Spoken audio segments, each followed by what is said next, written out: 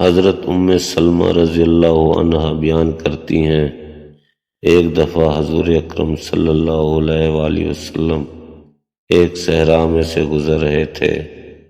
کسی صدا دینے والے نے آپ صلی اللہ علیہ وآلہ وسلم کو یا رسول اللہ کہہ کر پکارا۔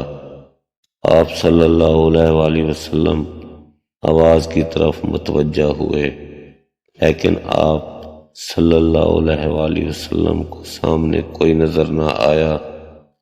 آپ صلی اللہ علیہ وآلہ وسلم نے دوبارہ غور سے دیکھا تو وہاں ایک ہرنی بندھی ہوئی تھی۔ اس نے عرض کیا، یا رسول اللہ، میرے نزدیک تشریف لائیے۔ پس آپ صلی اللہ علیہ وآلہ وسلم اس کے قریب ہوئے اور اس سے پوچھا، تمہاری کیا حاجت ہے؟ اس نے عرض کیا، اس پہاڑ میں میرے 2 چھوٹے چھوٹے نومولود بچے ہیں، بس آپ مجھے آزاد کر دیجئے کہ میں جا کر انہیں دودھ پلا سکوں، پھر میں واپس لوٹ آؤں گی۔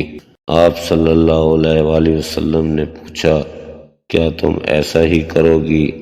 اس نے عرض کیا، اگر میں ایسا نہ کروں تو اللہ تعالیٰ مجھے سخت عذاب دے۔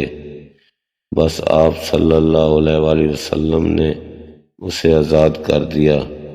وہ گئی، اس نے اپنے بچوں کو دودھ پلایا اور پھر واپس لوٹ آئی۔ آپ صلی اللہ علیہ وآلہ وسلم نے اسے دوبارہ باندھ دیا۔ پھر اچانک وہ اعرابی جس نے اس ہرنی کو باندھ رکھا تھا متوجہ ہوا اور اس نے عرض کیا، یا رسول اللہ، میں آپ کی کوئی خدمت کر سکتا ہوں؟ آپ صلی اللہ علیہ وآلہ وسلم نے فرمایا، ہاں، اس ہرنی کو آزاد کر دو۔ بس اس اعرابی نے اسے فوراً آزاد کر دیا۔ وہ وہاں سے دوڑتی ہوئی نکلی اور وہ یہ کہتی جا رہی تھی، میں گواہی دیتی ہوں کہ اللہ کے سوا کوئی عبادت کے لائق نہیں، اور آپ صلی اللہ علیہ وآلہ وسلم اللہ تعالیٰ کے رسول ہیں۔